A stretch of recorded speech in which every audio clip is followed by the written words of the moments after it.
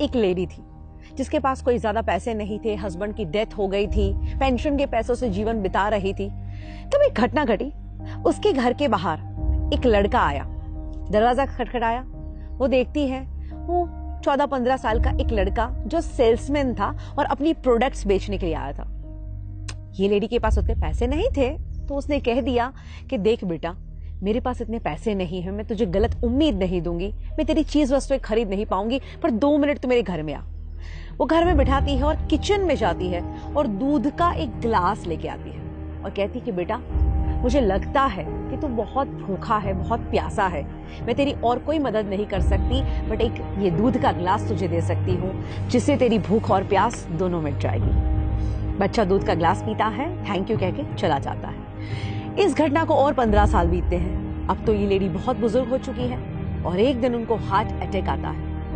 आस पड़ोस वाले उनको हॉस्पिटल में भर्ती करते हैं और जब उनके ऊपर सर्जरी होती है, बाद में वो ठीक होकर अपनी आंखें खोलती है, तब उनको पता चलता है कि उनके ऊपर तो ऑलरेडी एक बहुत बड़ी सर्जरी हो चुकी है और जिसका लाखों का बिल बन चुका है।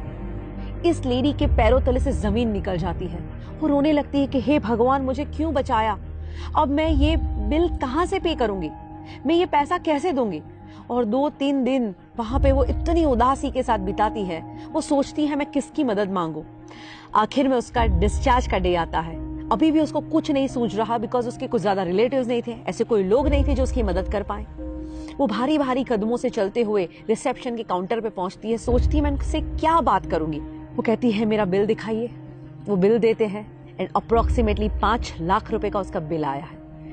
वो बिल देखती है, पर उनको ताज्जुब होता है क्योंकि उस बिल के नीचे लिखा था ऑलरेडी पेड एंड उसके नीचे लिखा था thank you for the glass of milk. यानी वो लड़का जिसको उन्होंने एक दूध का ग्लास दिया, दोस्तों आज वो बड़ा होके एक डॉक्टर बन चुका है और उसी की हॉस्पिटल में ये लेडी आती है और वो देखता है कि ओ माय गॉड, ये तो वही लेडी जब मैं कुछ नहीं था और उन्होंने मुझे दूध का ग्लास दिया था।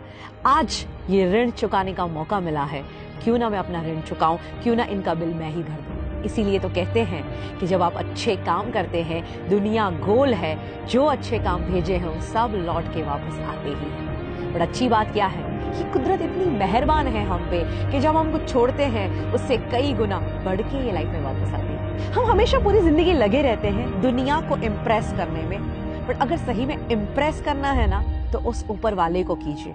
आपका इंटेंशन कितना भी सही क्यों ना हो, ये दुनिया सिर्फ आपका प्रेजेंटेशन देखती है एंड आपका ये प्रेजेंटेशन कितना भी अच्छा क्यों ना हो, ये ऊपर वाला तो सिर्फ आपका इंटेंशन ही देखता है। तो ये सद्भावना की शुरुआत आज से ही की जाए। मैं तो कहती हूँ दुनिया में खुशियां फैलाई जाए, क्योंकि अगर आप औरों के जीवन में खुशियां फैलाना भी शुरू करोगे तो वही खुशियां मल्टीप्लाई होकर आपके जीवन में वापस आएगी।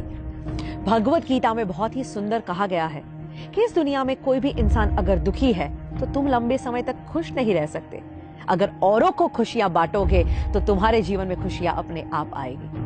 और मैं तो कहती हूँ आज के इस दुनिया में किसी के चेहरे पे स्माइल ले आना वो भी एक बहुत बड़ा आध्यात्मिक काम है। कहते हैं एक उदास चेहरे पे एक प्यारी सी मुस्कुराहट आ जाए और अगर उसकी वजह तुम हो तो समझ लेना इस दुनिया का सबसे धनवान इंसान